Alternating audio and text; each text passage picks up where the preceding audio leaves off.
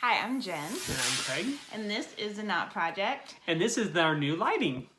Which I'm not super thrilled about. So Jen and I have differing opinions about, well, actually a lot of stuff. But this one in particular that impacts you, and this present moment, is the lighting source. So Jen prefers what you would consider a warm spectrum of lighting, incandescent, yellow and orange. If you are like that, just raise your hand so I don't feel so alone. I think most women, okay, this is the deal. Most women like warm lighting because we know what it's like to walk into a public bathroom and have this fluorescent lighting highlighting every single flaw and wrinkle. And I'm telling this to Craig and he's like, well, that's just the truth. Hello. So I prefer natural, true lighting, which is on the higher end of the spectrum. And so it does represent a true representation of color, which is how this whole conversation got started. But I find it very cleansing and clean. Whatever. Okay, moving on. Yep. We're talking about, this is part 2 of Busyness, marriage meltdown, when life's pace is just too fast. Right. And so we're talking about busyness, and we're really talking about the marriage meltdown is when busyness becomes, are you looking at my wrinkles? No. Okay. I was looking at your beautiful eyes. Right. We're really talking about when the marriage meltdown happens, when busyness becomes a lifestyle. Because we always will have seasons of busyness. Like Craig has seasonal busyness every year around the holiday season because he works for a retail company. Right now we're in a season of busyness because our daughter's on dance competition team for the first time. And so we're kind of like, oh, okay, this is what it looks like to be dance moms and dads. We will not be having a real life TV show, I promise. Okay, so... Well, not about that anyways. Ever. It doesn't ever end well for people when they're on real life TV. What about the people up in Waco? Well, they got a new show.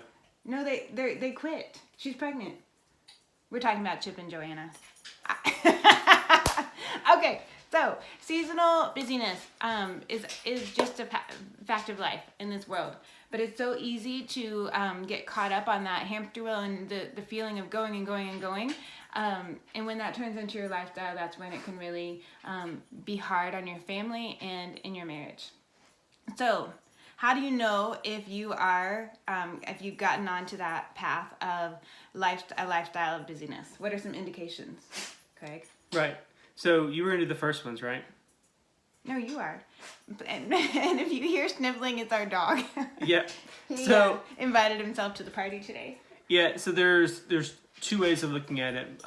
One's within yourself, and then with those around you. And so we'll I like to start with the self.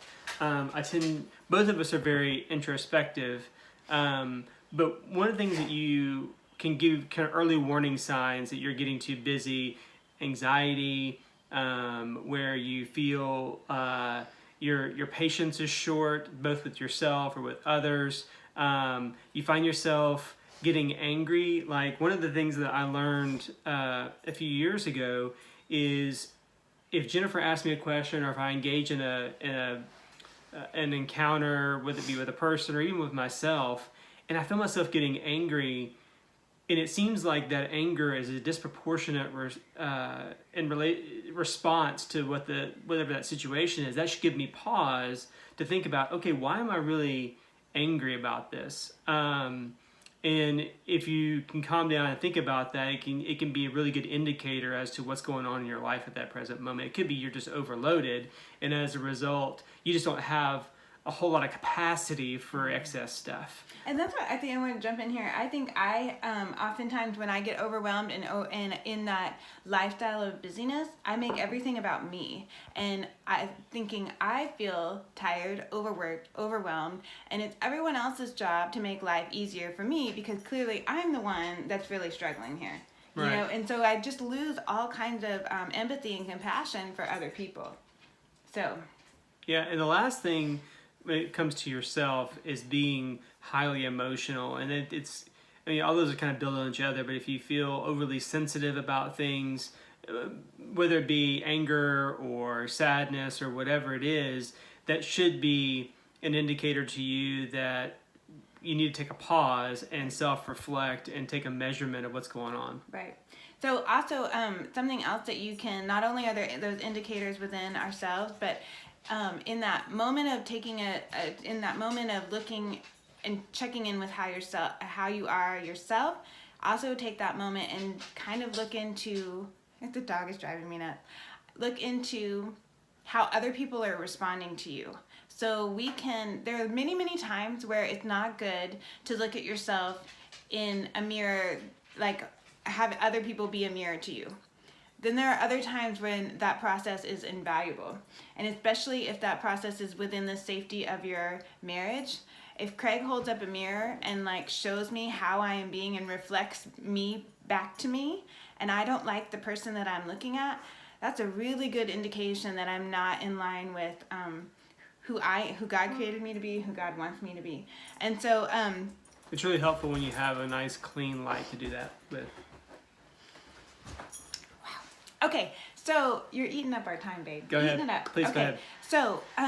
So if you see yourself, if people are reacting to you in some of these ways, it might be a sign that you have engaged in, let your seasonal busyness transfer into lifestyle busyness.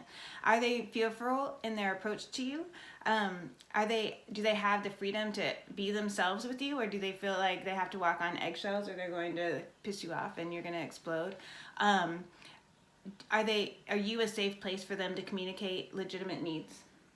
So, also, do they, sometimes, if you have a teenager, this doesn't apply, but are they trying to stay away from you because teenagers just naturally stay away from their parents? But do you feel like people are avoiding you because it's just too hard to be around you because of how you're responding or how you're just the vibes that you're getting off? I think when we live in that lifestyle of busyness, we just get laser focused on what we have to do, and the care that we give to people just kind of falls off.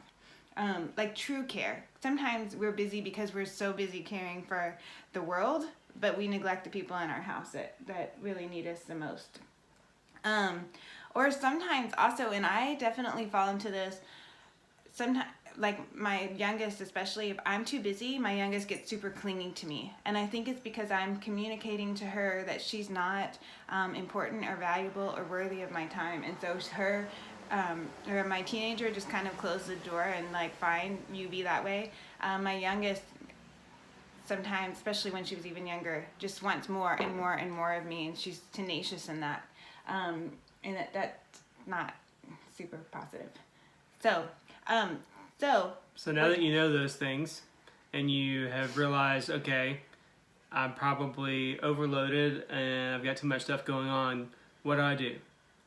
Well, we're very glad you asked that question. So, because it leads to the wrap up of this video, which is, what do you do when you realize that all these things are coming down on you? Well, the first thing is you need to remember what your priorities are. There's this exercise that Stephen Covey did as part of his, I think it's the 7 Habits of Highly Effective People. But what it is you take this, you get a sheet of paper and you write down a list of, you imagine you're at your funeral and you want, you make out a list of things that you want people to say about you at your own funeral. So like your spouse, your children, your friends, your acquaintances. Like imagine they're all there and they're going to say one thing about you. What would you want them to say? And then those are things that, whether you realize it or not, are their priorities to you. And it could be a really good experience and a really good exercise to kind of relook at that list from time to time. Like I try to do it once a year because your priorities do change over time. But it's easy for you to be distracted, because we talked about the spirit of this age is busyness and distraction, whether it could be through a device, so your phone, your computer, your tablet, your iPad, TV, whatever it is. We use a lot of self-medicating and self-numbing items to kind of draw us away when we get stressed out, typically. Well, it doesn't even have to be a device. It could be work. Yeah, sure. Like if you get all your value and your kind of self-esteem in your job, it's super easy to be invested in the place that's giving you that positive reinforcement and neglect harder relationships like your spouse, because they're not always pouring all these lovely things. They might put in a white light bulb and say, deal. Yep. So it's a really good idea to reevaluate and re-examine your priorities to ensure that you actually have them allocated appropriately in your schedule. And as you're doing that, prayerfully considering what God's desires for you are at that time, because God has a plan too, right? And you should be doing regular check-ins with Him, whether it be your daily quiet times or just kind of throughout the day, to ensure that your strategy and His strategy for your life are in alignment. Because when they're not, at least from my experience, that's when I start to get more stressed, and that's when I start to get more out of balance, is when I start to come into opposition of what He has planned for me. Yeah. So it's always a good idea to kind of do regular check-ins with Him, with your spouse, with yourself, to ensure that you're on the right path.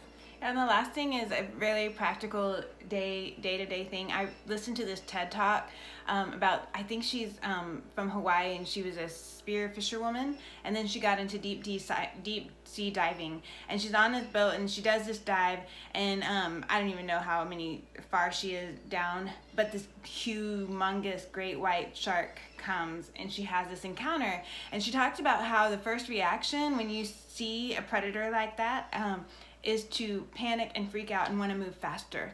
And I think in our daily lives, we are constantly, like, things are coming, do this, do this, do this. If you want to be this, do this. And it's just rat race of life. And that's the predator to our peace.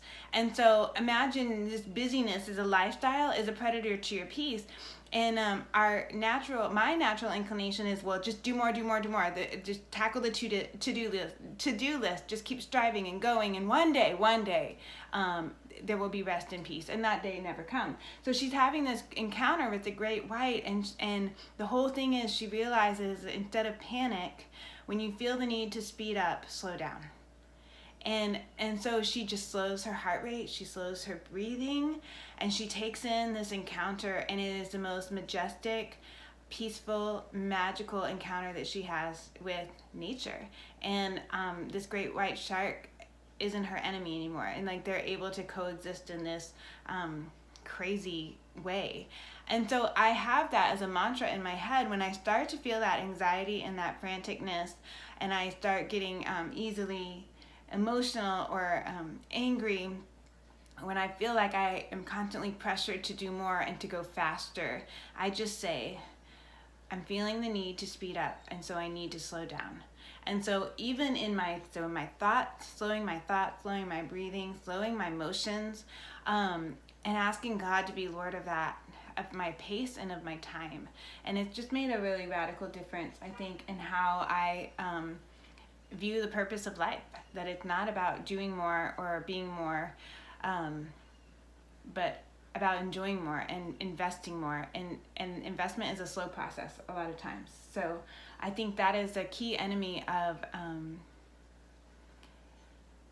or the key enemy of investing in real things that matter, is that busyness is a lifestyle, like keeping you distracted, like what you said. So anyway, we're going to wrap this up now. Thank you so much for watching. If you didn't see the busyness part 1, you can find it on the YouTube channel or on our blog. So we hope you guys have a really great week, and that when you feel the need to speed up, slow down. Yeah, and if you have any questions about lighting, please feel free to drop it in the comments. Yeah, we're not. Yeah. Okay. Goodbye. See ya. Bye.